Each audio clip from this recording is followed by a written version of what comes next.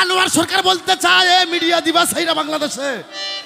কোন নারী যদি বাংলাদেশে সুন্নতে খাতনা না করে একটা ওরা মুসলমান না সকলে আর হিন্দুর মধ্যে আজ গণ্যতা এইভাবে এটা খালি আমি কই না বেটা বাউলেরও বাউল সব বাউলের আব্বা লালন সাইজি দরবেজি লালন শাহ বলছে সুন্নাত দিলে হয় মুসলমান নারী নোকের কি হয় বিধান ব্রাহ্মণ সেনে পৈত প্রমাণ বাবলি সেনে কিসে কিছু কইতে হলে লালনের কইও যাও আমার ভাইরা রে আমার কাছে কয় পৃথিবীতে প্রথম গুরু কে ছিল রে ও মায়েরা বোনেরা বাবারা আমার ভাইয়েরা গো খুব গভীর মনোযোগ দিয়ে শুনবেন এই পৃথিবী অন্ধকার ধন্ধকার কুয়াকার নৈরাকার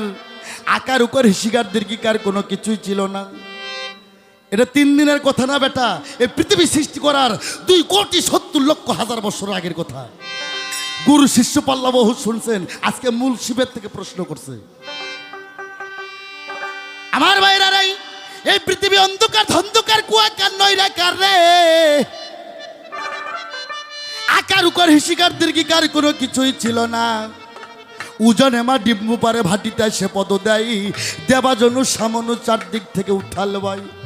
আস্তে আস্তে বাজাও আমার বাবারা খেয়াল করে শুনবেন আমার আল্লাহ ছিল গুপ্ত ধনাকারে কুন্দুত কামজার মাকফিয়ান আল্লাহ ছিল গুপ্ত ধনাকারে বেরো আমিন কূপের মধ্যে আল্লাহ ডুব দিয়েছিল বেরূপ ধারণ কইরা আমার ভাইরা আমার আল্লাহ কই আমি যে এত বড় একটা সম্মানী বস্তু আমি যে সবার স্রষ্টা কিন্তু আমি প্রকাশ হই কি করে এখানে চেয়ারম্যান সাহেব আছে ইউনিয়নে যদি ভোটার না থাকে গো ওই চেয়ারম্যানের সাইড আনার কোনো মূল্য নাই তাই আল্লাহ কয় আমি এত বড় একটা জিনিস আমার তো সৃষ্টি নাই আমি প্রকাশ হই কি করে সম্মানটা আমি বাড়াই কি কইরা আমার ভাইরা রে ওরে তখন আমার আল্লাহ 70,000 বছর আহাদের ধ্বনি দেয় ও বাবারা ওয়াজের সুরে কথা বললে কি খারাপ লাগে যদি কোন ঢোল বা শিবাত সারা রাত খেলে কোরআন তফসির থেকে কথা বলেন আনোয়ার সরকার বলতে রাজি আছে এটা পালা গান কে কয় গান না জায়েজ যে গানের মধ্যে কোরআন নাই যে গানের মধ্যে কোরআনের আয়াত নাই এই গানগুলো ভাঙ্গে ছুড়ে দেবেন এত পাপ হইব না সোয়াব হইব আমার বাবারা আমার আল্লাহ 70,000 বছর আহাদের ধ্বনি দেয় গো আহাদে আহম্মদ আহাদে মোহাম্মদ আহাদে আল্লাহ আমার আল্লাহ ডিম্বাস্তি করতে পারে না আমার আল্লাহ আরো 2টা শব্দ দিল 3টা শব্দ দিল আল্লাহ কয় হু হা হে তাও ডিম্বাস্তে হয় না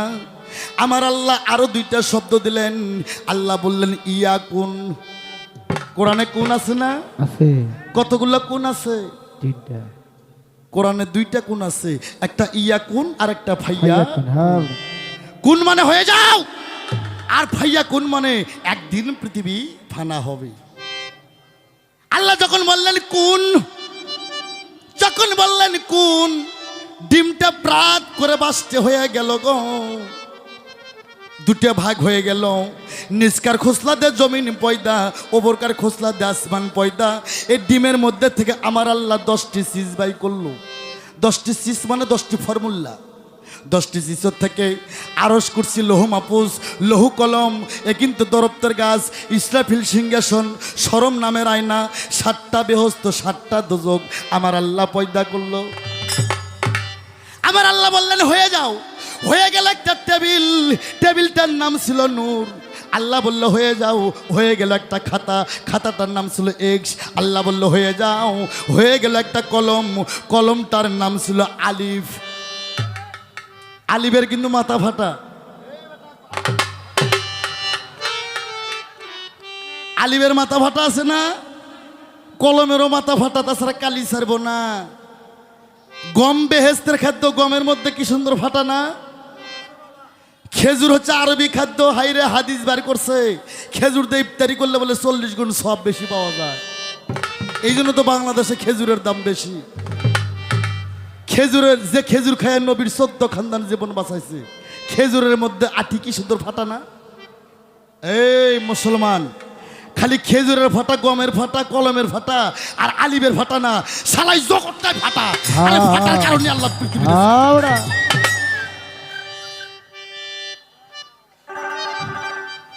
আমার ভাইরা, আল্লাহ কয় কলম তুমি লেখো রে।